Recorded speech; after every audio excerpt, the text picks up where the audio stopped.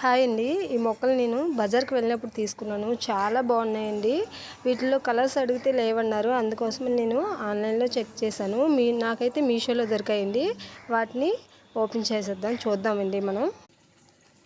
Friends, ఇగో packet అయితే ఇలా వచ్చిందండి. మనకి మీషోలో బుక్ చేశాను కదా, ఇప్పుడు ఓపెన్ చేసి చూద్దామండి ఎలా వచ్చిందో ఆర్డర్. ఫ్రెండ్స్, మనకి ఓపెన్ చేస్తే ఇలా వచ్చిందండి ప్యాకింగ్. చూసారా, ఇలా ప్యాకింగ్ చేసి వచ్చింది మనకి.